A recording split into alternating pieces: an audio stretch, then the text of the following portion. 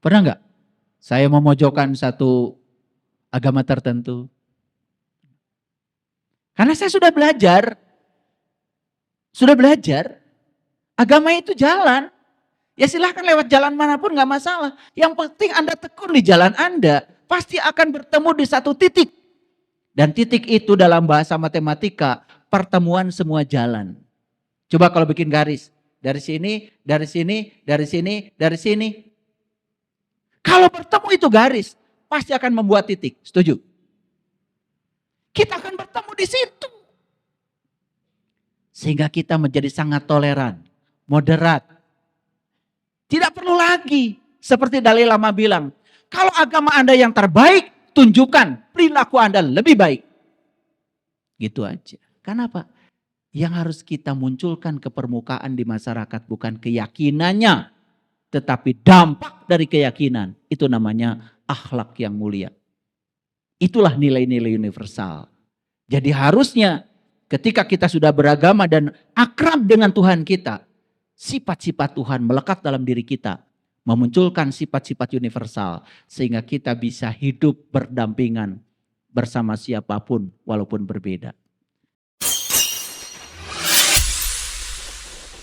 Sesungguhnya awal agama itu adalah makrifatullah, mengenal Allah. Yakinkan seluruh makhluk hidup di semesta ini, baik yang kelihatan maupun yang tidak kelihatan, di setiap ruang dan waktu, di semua tingkatan, senantiasa hidup berbahagia dan bebas dari segala penderitaan. Tekadkan diri kita di setiap hari baru yang diberikan semesta kepada kita, selalu menjadi sumber cinta, sumber sukacita, sumber cahaya, sumber keberkahan bagi semua makhluk. Kalau bangun pagi selalu bertekad, tidak boleh lagi ada orang yang berkurang kebahagiaannya bertemu saya. Tidak boleh lagi ada orang yang terluka hatinya bertemu saya. Begitu. Yakinkan diri ini menjadi rahmat bagi semesta. Bagi siapapun mereka.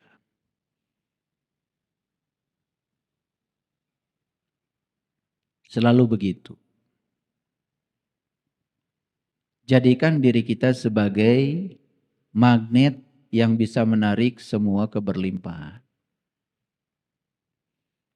Makanya sering-sering menyadari nafas. Masuknya disadari, tinggalnya disadari, saat lepas disadari. Nafas itu mengajarkan sesuatu yang luar biasa. Saat nafas masuk, energi murni dari semesta masuk. Mengganti energi lama yang ada dalam tubuh kita. Sehingga sebetulnya setiap hela nafas kita itu selalu menjadi diri yang baru. Dengan pemikiran yang baru, dengan sudut pandang yang baru. Ketika nafas keluar, buang semua cara berpikir lama yang tidak menguntungkan. Perilaku-perilaku lama yang merugikan. Nafas ini mau diimajinasikan sebagai apa? Ya terserah kita. Tadi saya ngajak hening. Saya tarik nafas yang lambat. Saya tarik energi semesta tanpa batas. Saya tarik energi keberlimpahan. Saya tarik energi cinta. Saya isi dulu karena saya mau menyebarkan energi. Saya tidak boleh kekurangan energi selama saya memberikan kajian. Ketika saya melepaskan nafas, saya lepaskan pada Bapak Ibu semuanya. Supaya ada koneksi antara Bapak Ibu dengan saya. Karena kita ini sekarang terkoneksi oleh apa? Nih, oleh ruang kosong. Kita ini sekarang sedang mengambil kehidupan dari ruang kosong yang sama. Maka kita disebut sa-udara. Sa-udara. Sadar aja bahwa sebetulnya kita mengambil kehidupan dari tubuh yang sama, dari semesta yang sama. Daya yang ada dalam diri kita itu berasal dari sumber yang sama. Sadar aja itu. Gak mungkin lagi kita menyakiti orang lain. Gak mungkin lagi kita merendahkan orang lain. Begitu. Jadi yang hilang dari diri kita itu sekarang ini adalah kesadaran.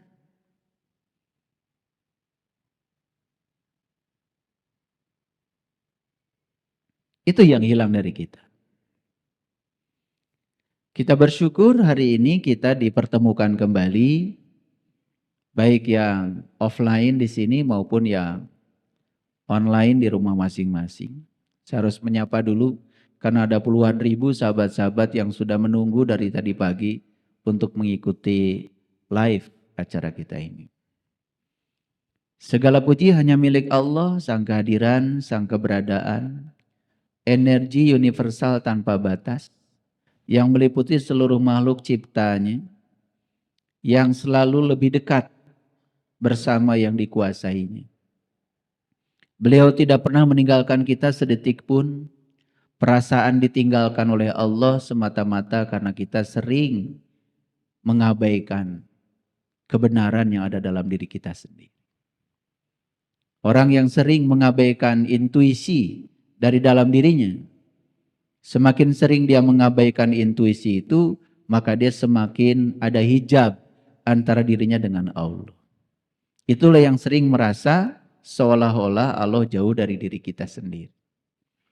Oleh karena itu mari kita sadari bahwa sebetulnya beliau itu tidak pernah tidur, tidak pernah ngantuk, mengurusi seluruh kebutuhan kita tanpa batas. Maka beliau menyatakan alhamdulillahi rabbil alamin. Oleh karena itu mari kita puji dia bersama-sama membaca hamdalah. Alhamdulillahi rabbil. Mari kita rasakan kehadirannya. Kita mohon ridhonya sekaligus berkahnya. Karena kehadirannya sudah cukup membuat ridho dan berkahnya meliputi diri kita semua. Kita sapa asmanya dengan kelembutan dan cinta seraya membaca basmalah. Bismillah. Tahun 2010 itu ada film yang di launching judulnya Sang Pencerah. Ada yang pernah nonton? Sutradaranya itu adalah Mas Hanung Bramantio. Kalau saya cerita isi film itu habis waktu kita. Saya hanya ingin mencuplik saja satu dialog singkat yang sangat menghunjam di film itu. Yaitu dialog antara Kiai Haji Ahmad Dahlan, seorang tokoh Islam yang sudah tidak asing lagi di Indonesia, dengan murid-muridnya. Tentu saja kalau saya ceritakan skenarionya panjang, tetapi saya ingin mencuplik bagian kecil saja. Saat itu beliau sedang berkumpul dengan para santrinya.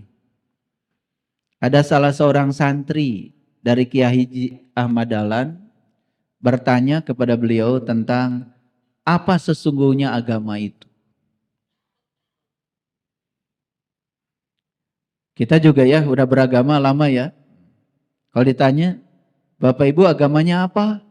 Pasti menjawab kan, agama A, agama B, agama C. Tapi kalau ditanya, sebetulnya agama itu apa sih? Belum tentu loh bisa menjawab. Bahkan Profesor Dr. Quraish Shihab dalam sebuah tulisannya mengatakan, memang sulit ya untuk mendefinisikan agama itu. Beliau aja seorang ulama besar mengatakan mendefinisikan agama itu sulit. Karena kalau sudah didefinisikan, maka definisi itu menjadi membatasi pengertian yang ada di dalamnya. Makanya ketika ditanya, apa sih agama itu oleh santrinya? Kiai Haji Ahmad Dahlan itu tidak menjelaskan agama adalah tidak. Beliau mengambil biola dan kemudian beliau memainkan biola itu. Karena beliau memang memiliki keahlian memainkan biola yang luar biasa. Ketika Kiai Haji Ahmad Dahlan sedang memainkan biola itu, ya, saking ahlinya, kuncinya, nadanya, ritmenya sangat dikuasai dengan perasaan yang penuh. Para santri yang mendengarkan alunan suara biola itu merasakan suatu kedamaian yang luar biasa.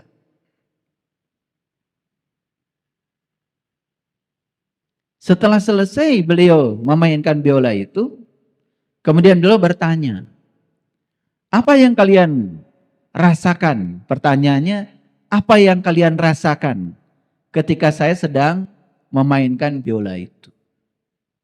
Ada yang santri mengatakan, saya merasakan suatu keindahan yang luar biasa di film itu. Ada yang mengatakan, saya sampai terbawa mimpi. Ada yang mengatakan, waduh tadi damai sekali. Sampai saya tidak merasakan masalah-masalah yang selama ini sedang mendera saya. Pokoknya memasuki suatu perasaan keindahan, kedamaian yang luar biasa. Kemudian beliau menyerahkan biola itu kepada salah seorang di antara santrinya di film itu. Nah ini si santri yang mengambil biolanya beliau ini memang tidak pernah memainkan biola itu. Tidak mengerti kunci-kuncinya. Tidak mengerti nada-nadanya. Pokoknya diambil saja, digosok aja itu biola. Setelah selesai santri ini memainkan biola yang tanpa ilmu itu tadi, ditanya lagi santri yang lain. Apa yang kalian rasakan? Kacau yai. Berisik yai. Gak karu-karuan yai. Gitu. Dan terakhir beliau mengatakan, itulah agama. Jadi agama itu begitu diserahkan pada orang yang bijaksana, yang luas pengetahuannya, yang penuh cinta kasih, agama itu menjadi sesuatu yang indah, sesuatu yang damai, sesuatu yang berdampak positif buat semua orang.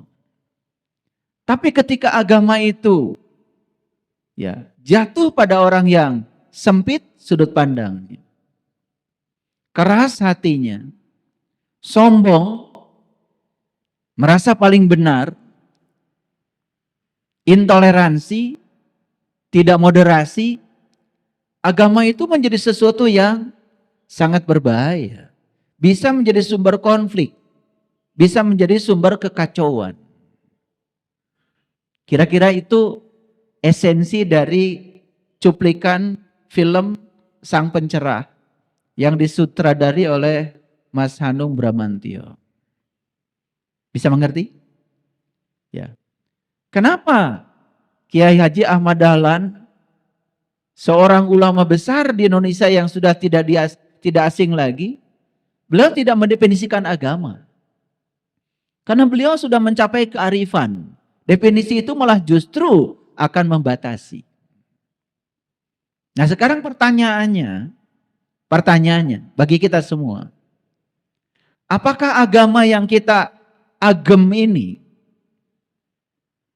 sudah bisa seperti biola yang dimainkan oleh Kiai Haji Ahmad Dahlan? Atau agama yang kita agem ini malah membuat berisik, mengganggu,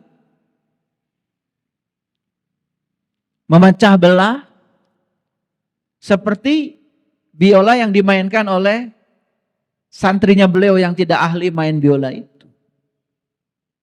Bisa dijawab? Silakan jawab oleh kita masing-masing.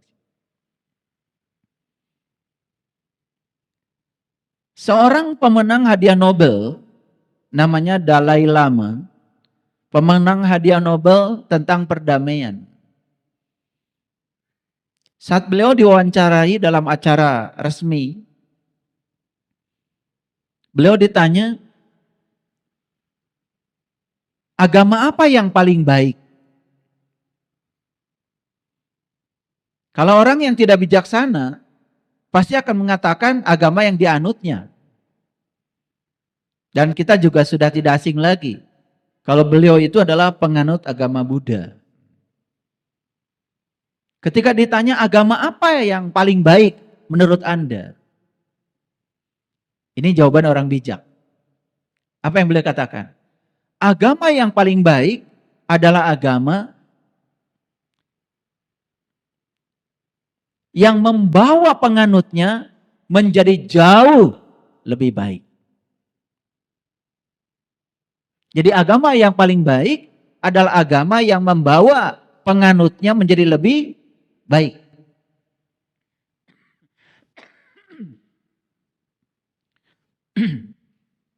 Itu jawaban orang bijak. Kalau Bapak Ibu ditanya, agama apa yang paling baik? Sudah bisa diduga jawabannya. Sudah bisa diduga ya. Gak peduli kelakuannya kayak apa. Gak peduli lingkungan merasa apa dengan dia. Pasti dia akan menjawab dengan fanatismenya.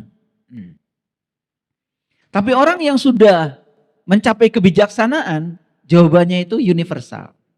Tidak memojokkan satu kelompok dan tidak mengagungkan keyakinannya sendiri. Agama yang paling baik adalah agama yang mengantarkan penganutnya menjadi lebih baik. Penasaran ini yang tanya, kalau begitu apa agama Anda? Masih tidak terpancing. Beliau mengatakan, agama saya adalah cinta. Tambah pusing kan yang nanya? Wah, ini agama apa lagi nih?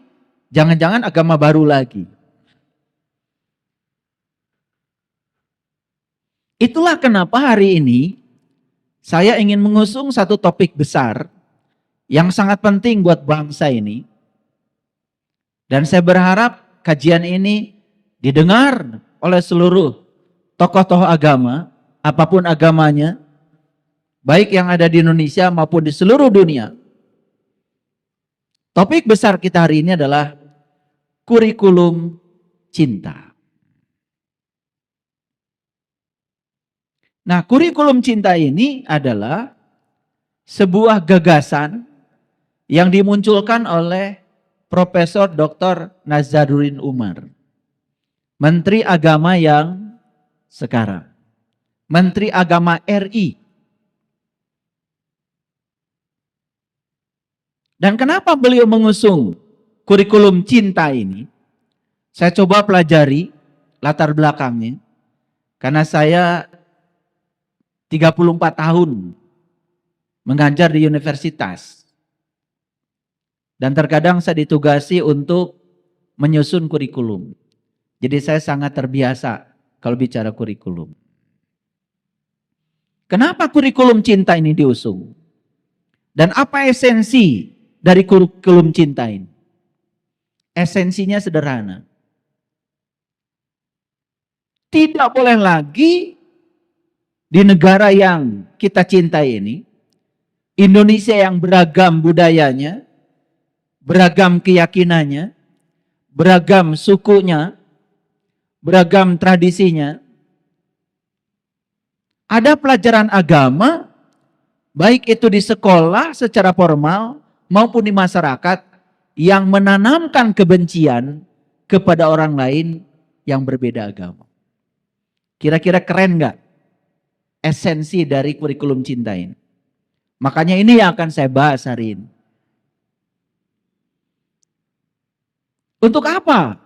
Nah, ini judulnya Kurikulum Cinta Menjaga Keutuhan Bangsa. Saya hanya memohon kepada Bapak, Ibu, para sahabat sekalian, lihat cara saya menulis keutuhan. Lihat cara saya menulis keutuhan. Ya. Jadi strip Tuhan.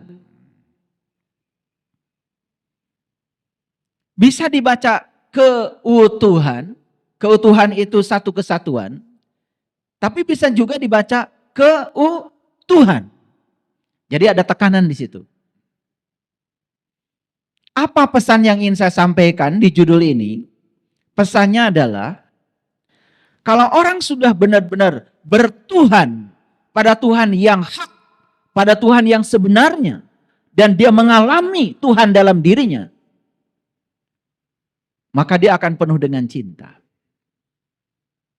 Dan cinta itu menghargai, menghormati siapapun tanpa syarat. Maka ini akan membangun keutuhan bangsa. Tidak ada bangsa di dunia ini yang sangat majemuk seperti bangsa kita. Kita punya puluhan ribu pulau. Kita ini bangsa yang sangat besar. Bangsa yang sangat besar. Kekayaan alam kita luar biasa. Kekayaan budaya kita luar biasa. Kekayaan tradisi kita luar biasa. Saya pergi keliling-keliling Indonesia. Di setiap daerah ada tradisinya, ada budayanya, ada kulinernya. Masing-masing punya kearifan lokal yang luar biasa. Yang tidak dimiliki oleh negara manapun di dunia ini. Dan saya berani mengatakan itu kenapa? Saya sudah keliling ke seluruh dunia. Bahkan saya 10 tahun bekerja dengan orang Jepang lewat proyek JICA namanya. Beliau mengatakan Indonesia ini surga. Dan beliau menyebut satu titik di Indonesia.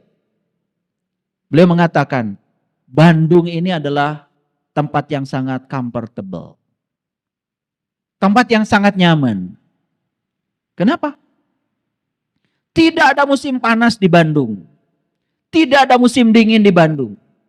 Tidak ada musim salju di Bandung. Suhu udara lingkungan kita sangat bersahaja dengan tubuh kita. Makanya kita nyaman di suhu udara ini. Cobalah, pernah nggak ada yang pernah tinggal di negara yang sangat panas dengan suhu di atas 40 derajat Celcius? Di Arab misalnya. Ada yang pernah umroh di suhu itu? Bulan-bulan Juni, bulan Juli, sekarang ini, ya, sedang panas-panasnya suhu. Tidak nyaman. Saya pernah tinggal di sebuah negara di mana suhunya dingin sekali, sampai min 13 derajat Celcius. Ketika panas, harus ada baju musim panas. Ketika dingin, harus ada baju musim dingin. Orang Indonesia, bajunya itu-itu aja. Betul nggak? Cuman karena kita kurang gaul, belum pernah pergi ke negara-negara lain, kurang piknik, kurang jalan-jalan, lalu menganggap seolah-olah hidup di negara asing itu lebih nyaman daripada di sini. Saya pernah ke Iceland, suhunya min 13 derajat Celcius. Pengen cepat pulang. Tidak ada senyaman suhu di Indonesia. Apalagi yang tinggal di Bandung. Luar biasa. Gak perlu AC. Hemat energi. Bukankah ini sebetulnya adalah karunia semesta? Dan kita dilahirkan di sini, di tempat ini, tanpa konflik. Dilahirkan di tempat yang nanam apa saja jadi. Ini luar biasa. Cuma kita tidak tidak menyadari ini.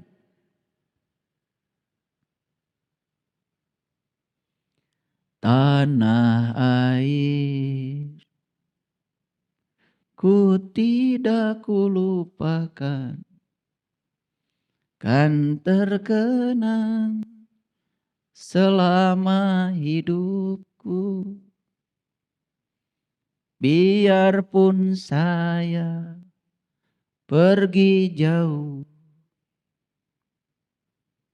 tidak akan hilang dari kolbu.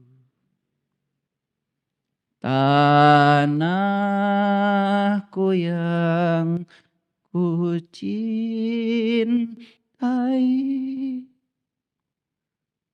engkau ku hargai. Ayo keluarkan suaranya, kita nyanyi. Tanah air, ku tidak kulupakan, kan terkenang selama hidupku. Biarpun saya pergi jauh, tidak akan hilang dari kolbu. Tanahku yang ku cintai, engkau ku hargai.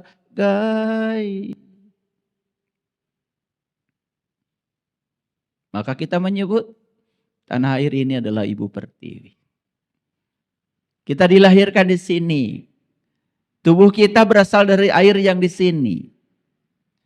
Mineral-mineral tubuh kita berasal tanah yang di sini. Makanya Nabi Muhammad sendiri mengatakan cinta tanah air itu adalah sebagian dari iman. Jadi kalau ada orang ngaku bangsa Indonesia tapi tidak cinta bangsanya sendiri, aneh. Dan kita hari ini jujur sudah kehilangan jati diri sebagai bangsa. Kita lebih mencintai budaya asing. Kita lebih mencintai baju asing. Kita lebih mencintai tradisi asing. Kita lebih mencintai kepercayaan asing. Daripada kita mencintai leluhur bangsa kita sendiri.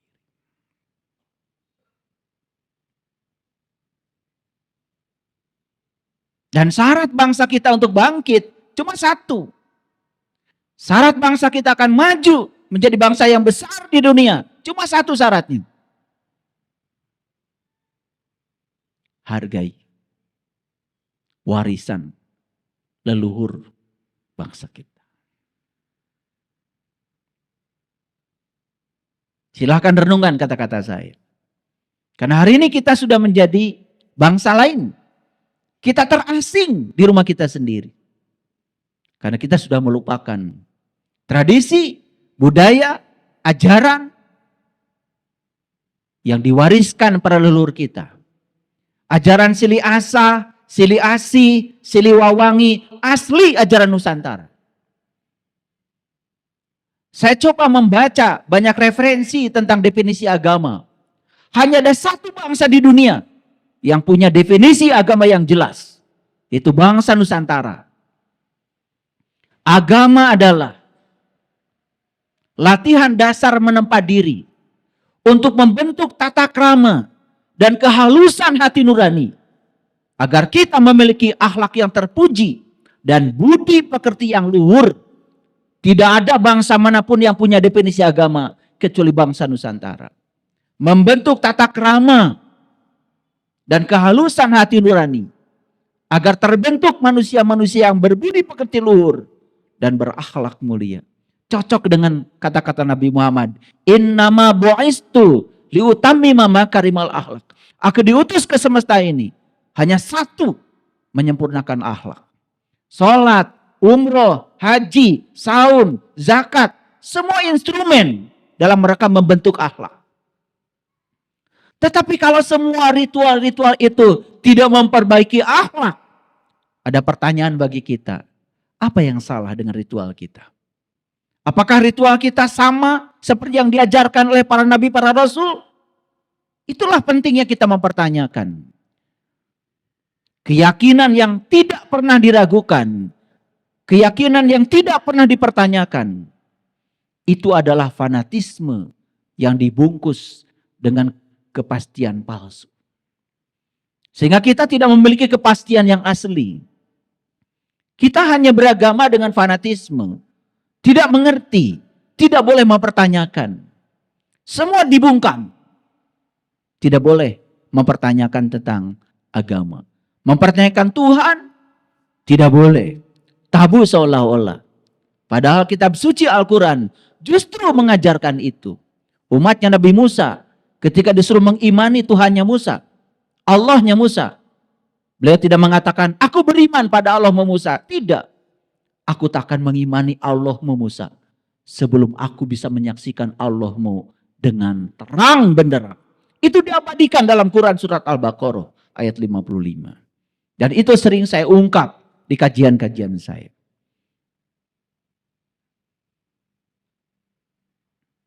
Para hadirin, para sahabatku yang budiman.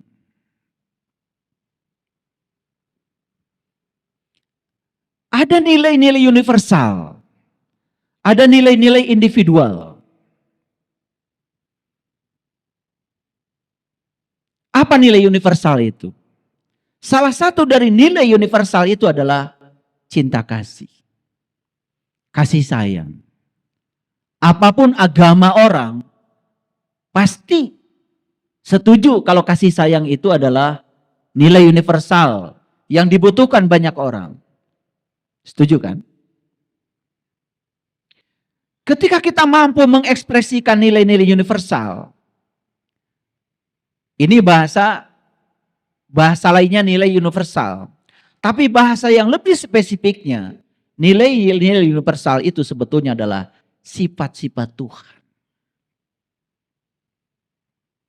Dan kalau kita sebagai bangsa mampu mengekspresikan nilai-nilai universal, sifat-sifat Tuhan, apapun agamanya. Karena saya percaya, apapun agamanya, pasti Tuhannya satu. Bahwa menyebutnya dengan cara yang berbeda, itu karena berdasarkan tradisi agamanya masing-masing. Itulah pentingnya kita mengenal siapa sesungguhnya Tuhanku. Apapun agama kita.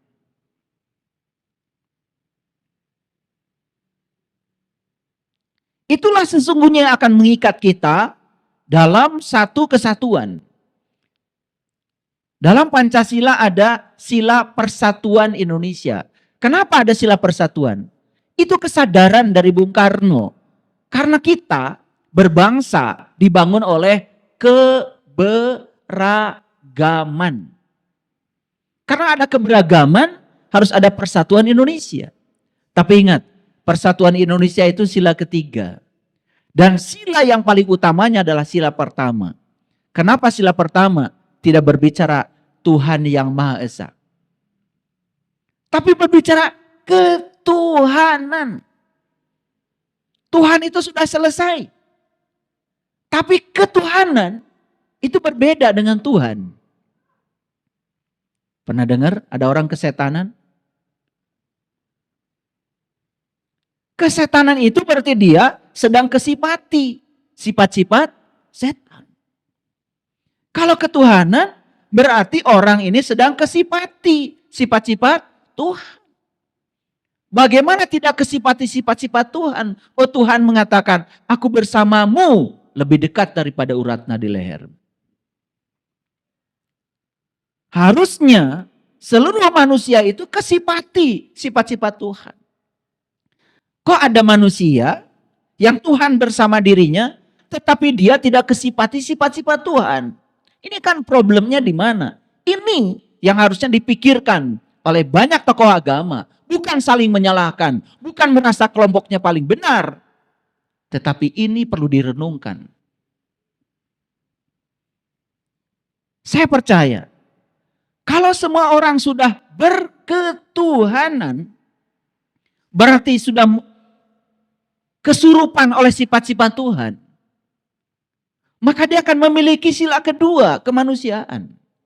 Karena aspek tertinggi dari manusia itu adalah sifat kemanusiaannya. Memiliki rasa empati pada manusia lain. Dan sila ketiga akan muncul dengan sendirinya, persatuan. Sila keempat juga akan muncul dengan sendirinya, hikmah dan kebijaksanaan. Kata-kata hikmah dan kebijaksanaan itu asli bahasa Al-Quran.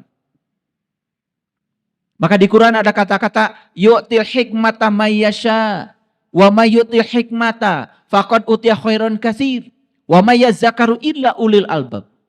Allah memberikan hikmah kepada siapa saja yang Dia kehendaki.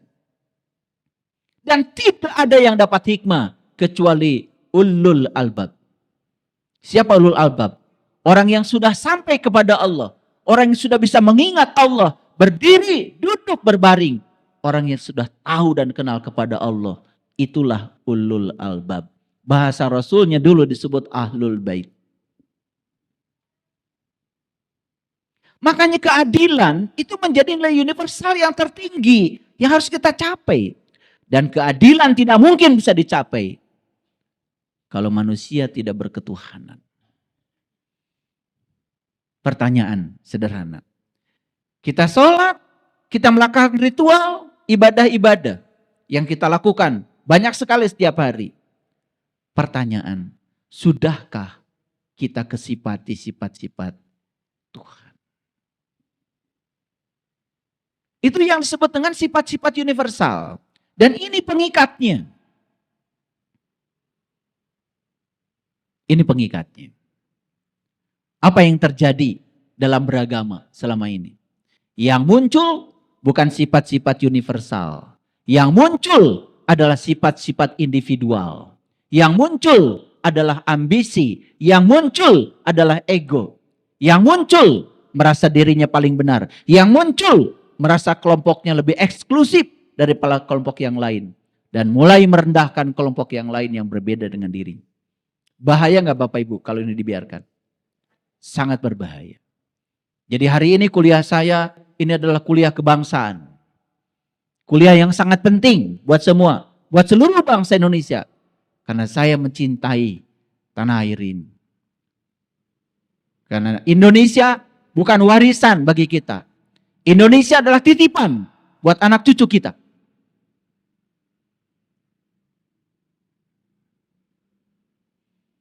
Apa yang dimaksud dengan nilai-nilai universal?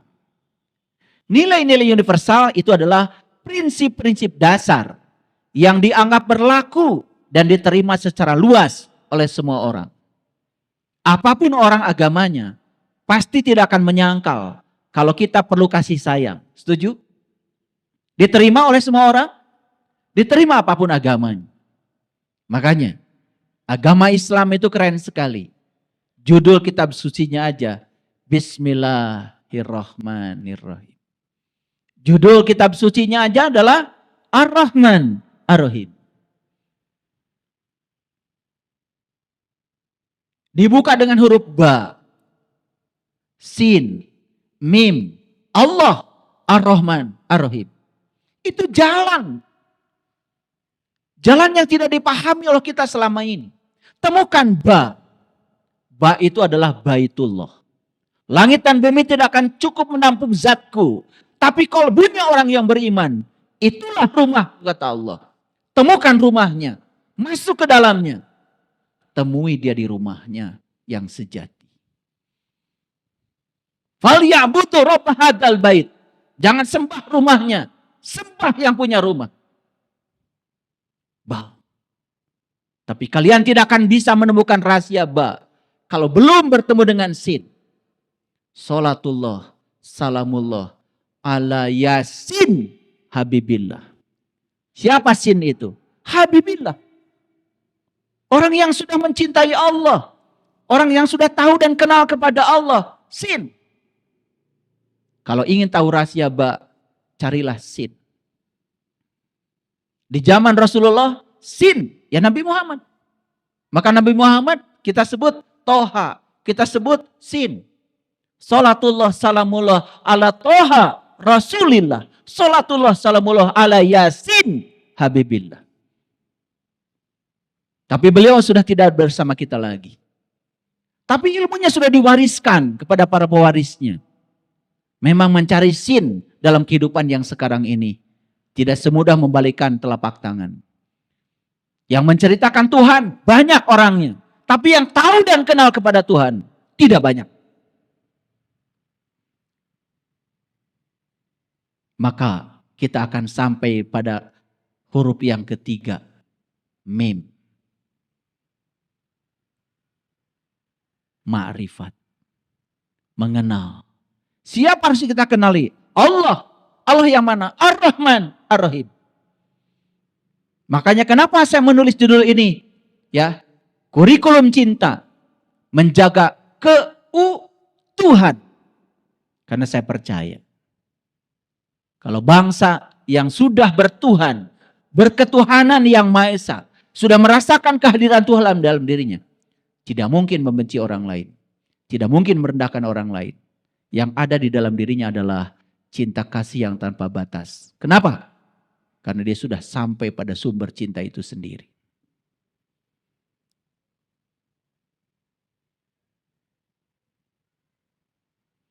Itulah yang disebut dengan nilai-nilai universal. Nilai universal tidak memandang budaya, tidak memandang agama. Yang kedua nilai universal itu adalah cinta kasih. Rasa sayang, kepedulian terhadap sesama manusia dan makhluk hidup yang lainnya. Bukan sekedar kasih sayang pada sesama manusia, pada semua makhluk hidup. Bapak Ibu, saya mau nanya. Banyakkah makhluk hidup? Banyak. Saya mau nanya sekali lagi. Apakah makhluk hidup punya rasa? Punya. Apakah kalau makhluk hidup itu disakiti, dia merasakan sakit? Jawab. Suka menyakiti makhluk hidup yang lain. Suka minta maaf sama mereka.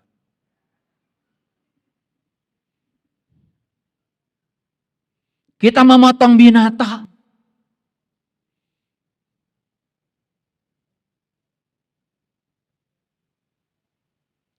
Suka minta maaf. Subhanallah. Hanya minta maaf pada mereka yang mengorbankan nyawanya. Demi untuk memenuhi gizi kita saja. Kita lupa. Saya pagi-pagi sama istri saya, tuh istri saya ingat.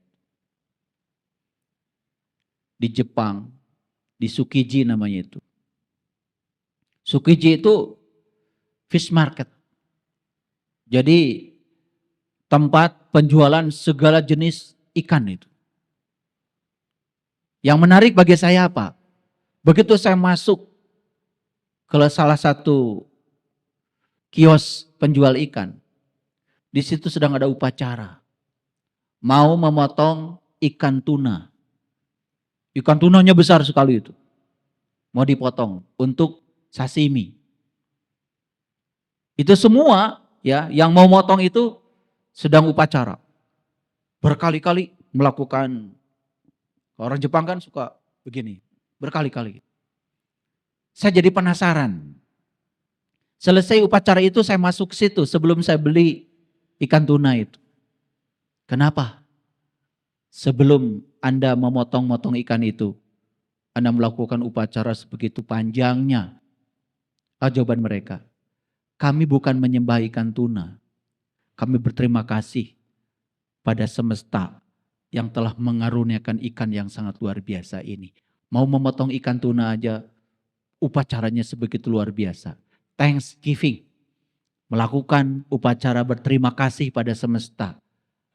Wah, jangan-jangan inilah yang membedakan kenapa makan sashimi di Jepang dengan makan sashimi di Indonesia beda. Rupanya ada Thanksgiving dulu, ada upacara dulu. Dan ternyata mereka percaya, sudah diteliti oleh Profesor Dr. Masaru Emoto, bahwa ternyata mengucapkan terima kasih pada apapun, itu akan membentuk struktur kristal. Setiap yang diucapkan terima kasih itu menjadi teratur, termasuk air. Makanya mereka sudah terbiasa dengan buku The True Power of Water. Luar biasa. Ada yang pernah ke Sukiji? Oh belum. Ya nggak apa-apa. Saya doakan ya. Jalan-jalan. Kalian itu masalahnya kurang piknik sebetulnya. Jadi itu masalahnya. Jadi merasa paling benar sendiri. Jago kandang istilahnya itu. Kalau orang yang picik pikiran, wih itu musyrik, itu nyembah-nyembah ikan. Betul nggak? Karena kita tidak mau tahu. Sama seperti leluhur kita mengajarkan sesajen. Langsung dihukumi, musyrik itu. Tahu sesajen aja enggak. Padahal sajen itu sastra gender. Sastra gendra. Leluhur kita sedang mengajarkan kitab hidup. Karena semua bahan-bahan yang ada sajian itu berasal dari alam. Buatan Tuhan. Jangan-jangan kira-kira sama seperti orang Jepang tadi menghormati salmon. Ini cinta kasih Bapak Ibu, cinta kasih. Berikutnya nilai universal itu adalah kebenaran. Di dalamnya ada kejujuran, integritas, kesetiaan. Pada prinsip hidup kita. Kejujuran di kita ini sudah sangat mahal Bapak Ibu.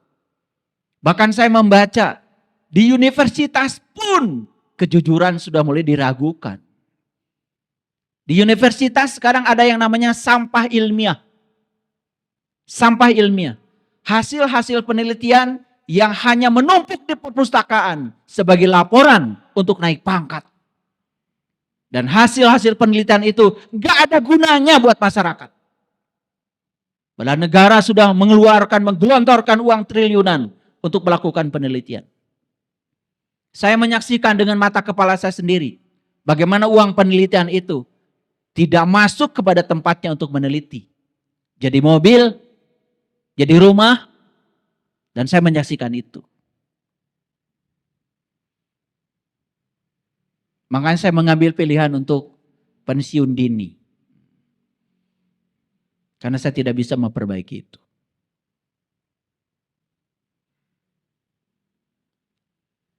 Membuat proposal palsu. Lalu digelontorkan uang, itu dianggap sebagai berkah.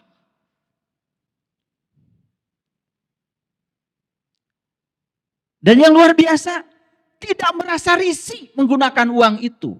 Padahal di proposalnya buat ini, buat pembelajaran ini, pelajaran. Tapi ujungnya kemana? Ini soal moral. Kebenaran sudah hilang. Kejujuran hilang, integritas hilang. Bahkan banyak sekali universitas terkenal di Indonesia dicurigai ya, mereka memposting artikel-artikel hasil penelitiannya di jurnal-jurnal predator yang tidak diakui oleh dunia. Bayangkan. Saya membaca ada setidaknya 13 universitas yang sangat oleh masyarakat dihargai, dihormati. Tetapi integritas dari risetnya diragukan. Bayangkan. Kalau di universitas saya sebagai agen perubahan sudah seperti itu. Ini kemana ini kejujuran? Korupsi merajalela di segala aspek kehidupan. Sogok menyogok sudah menjadi biasa. Sangat mengerikan. Indeks persepsi korupsi kita masih di bawah 50. Di ASEAN hanya satu negara yang paling bersih dengan IPK di atas 80. Namanya Singapura. Negara yang paling bersih nomor 3 di dunia. Setelah Denmark dan Finlandia. Denmark nomor 1, Finlandia nomor 2. Nomor 3 Singapura. Gak usah tanya Indonesia ya, gak usah tanya. Indonesia bagaimana? Udah tanya aja kalian masing-masing. Kadang-kadang dalam keyakinan pun kita gak jujur. Coba, ketika sholat kayak yang bener aja. Ini wajah tuh. Wajhalilladzi fataras samawati wal ard. Aku hadapkan wajah batinku kepada Zat yang telah menciptakan langit dan bumi. Gombel kata Allah. Karena saat mulut komat kamit baca kalimat itu. Saat yang bersamaan pikiran kita sudah mulai liar, entah pergi kemana. Aqimis sholata li zikri tidak tercapai. Dalam urusan ibadah saja, kita sudah tidak jujur. Dan ketidakjujuran kemudian mewabah ke dalam segala aspek kehidupan. Kita kehilangan nilai-nilai universal. Berikutnya keadilan. Perlakuan yang adil dan setara untuk semua orang tanpa diskriminasi. Hukum terkadang ya ada istilah ya tumpul ke atas tajam ke bawah. Diskriminasi masih terjadi dalam segala aspek kehidupan. Kenapa saya ceritakan ini? Supaya kita buka pikiran kita. Yuk, Bapak Ibu mau berkontribusi di aspek mana untuk memperbaiki bangsa ini? Kita sudah nyanyi tadi ya. Ada yang menangis saya lihat tadi. Bahkan saya juga menangis tadi. Kita sudah menyanyikan lagu Tanah Airku. Ibu Pertiwi. Kedamaian, toleransi, kebebasan, tanggung jawab, kesetaraan, empati, solidaritas. Itu nilai-nilai universal yang akan menjaga keutuhan bangsa ini. Itu sebabnya. Dalam Quran surat Asy-Syura, silakan dicatat, surat Asy-Syura, surat ke-42 ayat 13. Dia telah mensyariatkan bagi kamu dari agama apa yang telah diwasiatkannya kepada Nuh, apa yang telah kami wahyukan kepadamu, dan apa yang telah kami wasiatkan kepada Ibrahim, kepada Musa, kepada Isa. Apa wasiatnya? Tegakkan agama. Dan janganlah kamu berpecah-pecah di dalamnya. Jujur ya, agama ini menjadi sangat sensitif. Betul nggak? Karena orang tidak sadar kalau agama itu kan urusan individu, urusan masing-masing. Nih, sering tidak sadar ya, Bapak Ibu habis sholat, bukan mikirin sholatnya berdampak apa pada Bapak Ibu. Malah mikirin orang lain yang gak sholat. Betul gak? Sama habis baca Quran. Bukan bertanya, saya habis baca Quran 30 juz, pesan apa? Hidayah apa? Yang ada dari Quran buat hidup saya, yang mengubah hidup saya. Bukan. Nyala-nyalain orang yang belum bisa baca Quran. Gitu apa tidak? Maaf ya. Saya udah minta maaf dulu. Kalau tidak digini kan gak ngerti-ngerti kita itu. Padahal Quran itu surat. Yang namanya surat ada pesan. Coba, Bismillahirrahmanirrahim, apa pesannya? Alhamdulillahirrahmanirrahim, apa pesannya? Ar-Rahman, Ar-Rahim, apa pesannya? Maliki, Yaumidin, apa pesannya? Iyyaka na'budu wa iyyaka nasta'in, apa pesannya? Nyaris tanpa menangkap pesan. Hanya membaca itu berulang-ulang. Karena apa? Karena kita percaya hidup itu nanti. Padahal hidup itu di sini, saat ini, sekarang. Amat berat bagi orang-orang musyrik apa yang kamu seru kepadanya. Ini ada kalimat indah sekali. Siapa orang musyrik? Orang musyrik itu orang yang syirik. Kenapa syirik? Menduakan Tuhan. Kenapa mendoakan Tuhan? Satu gara-garanya. Belum tahu dan kenal kepada Tuhan. Sepanjang orang tidak tahu dan kenal kepada Tuhan. Sepanjang itu pula dia akan menyeru yang selainnya. Kan tidak tahu. Makanya Allah mengatakan amat berat bagi orang musyrik apa yang kamu seru kepadanya. Ini cerita kalau orang beriman ringan saja menyeru. Ringan saja mengingat yang udah tahu. Tapi orang yang belum tahu disuruh mengingat. Walaupun sampai dikerut-kerut. Tetap aja berat. Belum tahu. Dan lucunya ya. Kita tidak bisa membedakan mana mengingat, mana menyebut. Asal sudah menyebut, disebut mengingat. Kan lucu. Kalau dalam bahasa Arab tidak ada perintah menyebut. Yang ada perintah mengingat. Fazkurullah zikron kasir. Maka sudah saya sampaikan di kajian-kajian saya. Semua perintah mengingat selalu diawali dengan perintah haji. Berarti haji berkunjung ke Baitullah. Untuk apa? untuk mengenal dia. Setelah itu baru bisa mengingatnya. Kalau berhasil. Banyak gak yang pulang haji langsung ingat sama Allah? Atau ingat Ka'bah? Ya itu kan lucu. Pulang haji malah ingat Ka'bah, bukan ingat sama Allah. Dikiranya Ka'bah Allah gitu. Subhanallah. Itulah ya. Karena kita tidak mau mikir. Nah, Allah menarik kepadanya orang-orang yang dikehendakinya. Lihat Bapak Ibu. Allah menarik orang-orang yang dikehendakinya. Dan memberi petunjuk pada orang yang kembali kepadanya. Mau gak dikehendaki sama Allah? Ya sederhana. Kalau ingin dikehendaki Allah, ingin ditarik oleh Allah, sediakan diri kita supaya jadi hamba yang siap ditarik. Karena Allah mengatakan, yahdillahu linurihi mayasya.